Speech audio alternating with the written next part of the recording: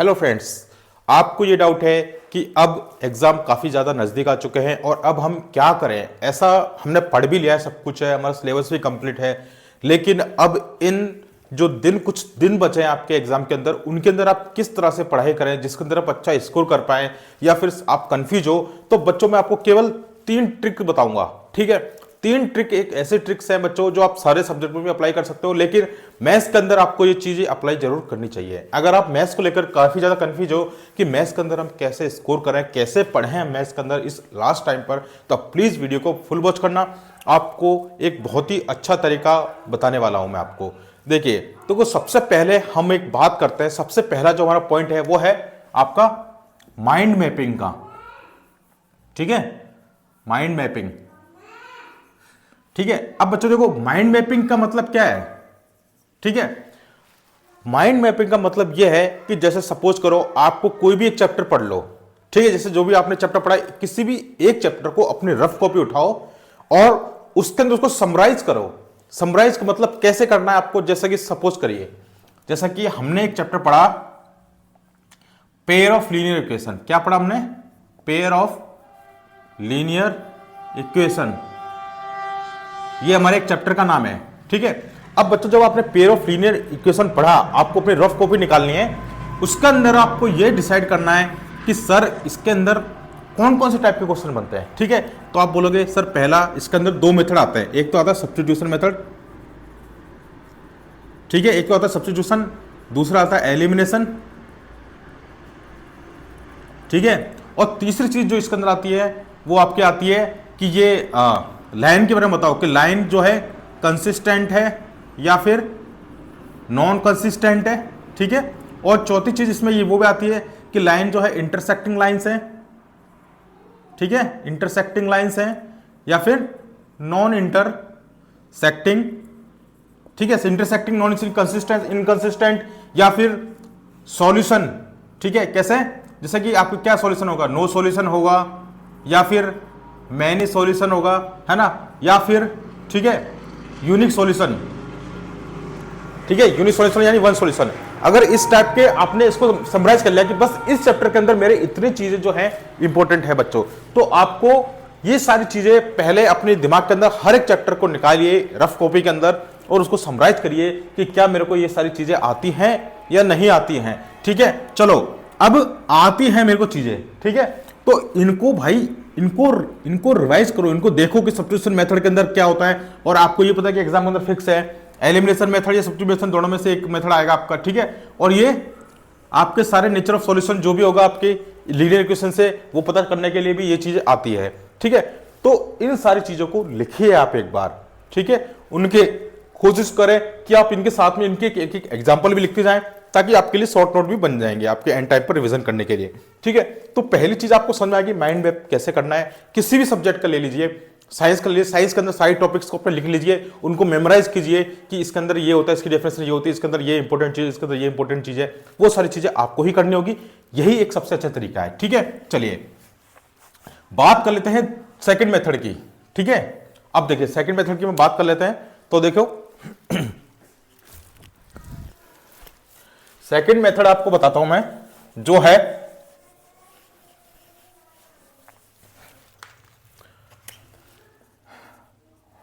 Practice, ठीक है। आपको प्रैक्टिस इंपॉर्टेंट क्वेश्चंस की। अब देखो, आपको बहुत सारे लोग वीडियो बना के बोलते होंगे कि आप ये वाले क्वेश्चन कर लीजिए, आप ये 10 क्वेश्चन कर लीजिए, आप ये 50 क्वेश्चन कर लीजिए, आप ये वाली बुक लगा लीजिए, आप वो वाले अनसॉल्व पेपर लगा लीजिए, आप ये वाला सैंपल पेपर यूज कर लीजिए। ऐसा आपको कुछ भी नहीं करना है मेरे भाई, ठीक है। आपको क्या करना है, आपको प्रैक्टिस कैसे करनी है मैं आपको बता रहा हूं, क्योंकि आपके पास समय रह गया बहुत कम, और ये जो समय है अब वो फालतू की चीजें सॉल्व करने का नहीं है, ठीक है। मैं बताऊंगा आपको कौन कौन सी चीजें फालतू की हैं जो आप सॉल्व करने बैठ रहे हो अभी भी। देखिए सबसे पहले आपको क्या करना है, एनसीईआरटी। आपको एनसीईआरटी को नहीं छोड़ना है भाई। एनसीईआरटी के अंदर भी कौन से क्वेश्चन करने, पूरी एनसीईआरटी आपको नहीं लगानी है भाई। जो एनसीईआरटी के अंदर इंपॉर्टेंट क्वेश्चंस है, कौन कौन से, जो इंपॉर्टेंट क्वेश्चंस है, जो थोड़े टफ हैं, जो आपको नहीं आए एग्जाम के अंदर, ठीक है, आपके जो इंपॉर्टेंट क्वेश्चन है सारे एक्सरसाइज के क्वेश्चन लगाने की जरूरत नहीं है, आपको इंपॉर्टेंट क्वेश्चन प्लस एग्जाम्पल्स, ठीक है, आपको एग्जाम्पल्स करने हैं, ठीक है, आपको एग्जाम्पल्स करने हैं और इंपॉर्टेंट क्वेश्चंस करने हैं एनसीईआरटी से, सारे एक्सरसाइज नहीं लगानी है। दूसरी बात, आपको जो क्वेश्चन आपके डाउट थे एनसीईआरटी के अंदर, ठीक है, उन क्वेश्चनों को दोबारा देखना है कि ऐसा कौन सा क्वेश्चन था जो टफ था और मेरे से नहीं हो पाया, वो क्वेश्चन आपको इस टाइम जरूर सॉल्व करने हैं। किसमें? जो डाउटफुल थे आपके क्वेश्चन है, ठीक है, जिसके अंदर आपको डाउट था कि ये चीज मेरे से नहीं हो पाई थी, उस टाइम आप इनको सॉल्व करिए, क्योंकि ये क्वेश्चन हो सकता है आ सकते हैं आपके एग्जाम के अंदर, क्योंकि इजी तो आप कर ही लोगे। अब आपको टफ क्वेश्चन करने हैं जो आप नहीं कर पाए थे एनसीईआरटी के अंदर। मैंने क्या बताया, एक तो इंपॉर्टेंट क्वेश्चन, दूसरा है आपका एग्जाम्पल, ठीक है, तीसरी चीज आपकी डाउट वाले क्वेश्चन, ठीक है।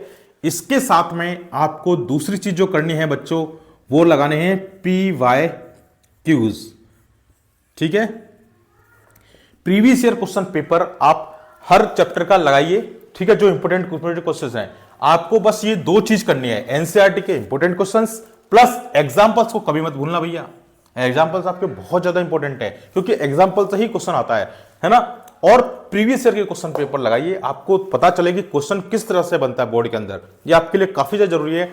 अगर आप इस टाइम पर बैठकर फालतू समय वेस्ट कर आप सैंपल पेपर के लगाने के जुगाड़ में बैठे हो, ठीक है, आपको पता ही नहीं एनसीईआरटी के अंदर इंपॉर्टेंट क्वेश्चंस आपके कौन से हैं, आप इस टाइम पर आरडी शर्मा लेके बैठे हो, ठीक है, आरडी शर्मा लगाने के लिए बैठे हो, ये सारी चीजें बच्चों आपको नहीं करनी है, आपका रिजल्ट खराब कर देंगी। आई बात समझ में? आ गई आपको बात समझ में? तो प्लीज कमेंट करके जरूर बता देना बच्चों, है ना। आपको दूसरी चीज मैंने आपको क्या बताई कि आपको इंपॉर्टेंट क्वेश्चंस की प्रैक्टिस करनी है। आगे बात समझ में? चलिए तीसरी चीज,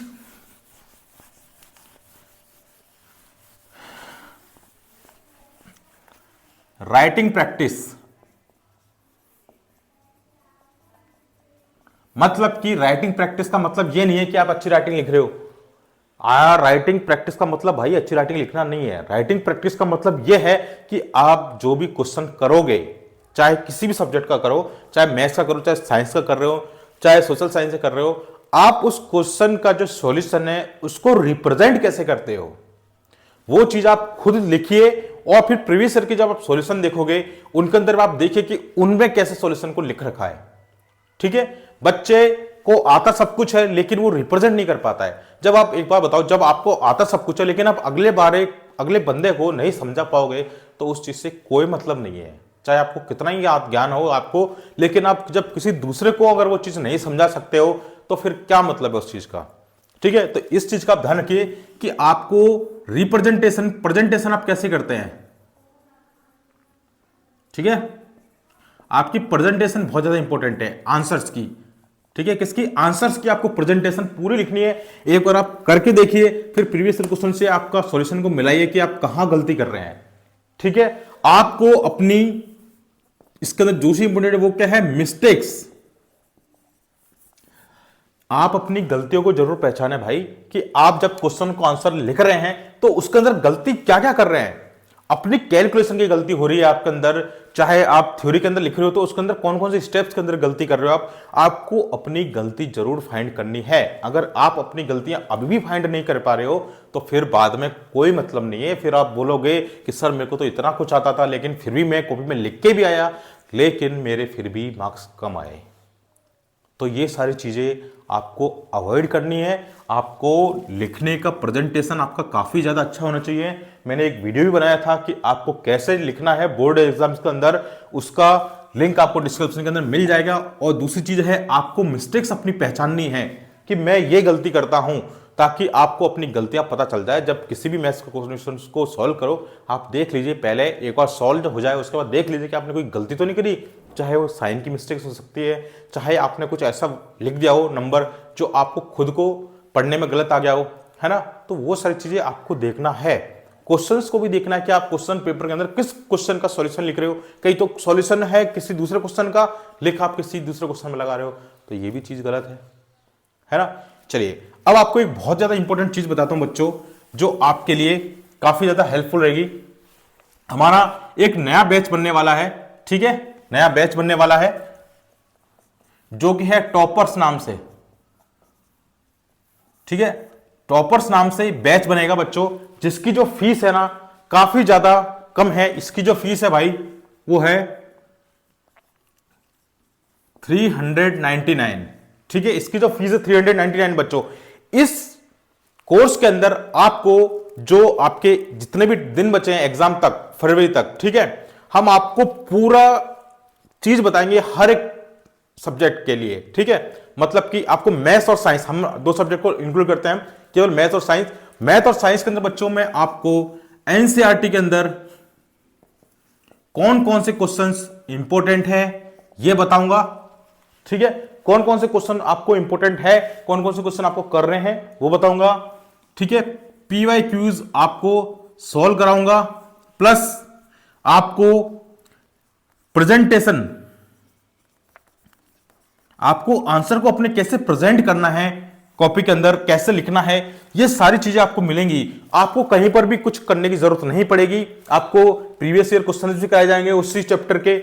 आपको एनसीईआरटी के अंदर कौन कौन से क्वेश्चन इंपॉर्टेंट है, प्लस कौन कौन से एग्जाम्पल्स इंपॉर्टेंट है, ये सारी चीजें बताऊंगा, ठीक है, शॉर्ट के अंदर, ताकि आपका जो है स्कोर और ज्यादा बेटर हो जाए। जो आपने सोच रखा है, जिसने किसी 70% का सोच रखा है, उसके कम से कम 85+% बना जाएंगे, आराम से वो इंक्रीज कर लेगा। क्योंकि उसका ये डाउट जो है एनसीईआरटी के अंदर, मैं क्या पढ़ूं क्या नहीं पढ़ूं, अब लास्ट टाइम पे क्या करना चाहिए, तो बच्चों इस सारी चीजों से हम पहले ऑलरेडी गुजर चुके हैं, तो हमको फुली एक्सपीरियंसड है बच्चों। तो प्लीज इस कोर्स को ज्वाइन कर लीजिए। आपको पेटीएम में अपना कॉन्टेक्ट नंबर देता हूं 7733872573।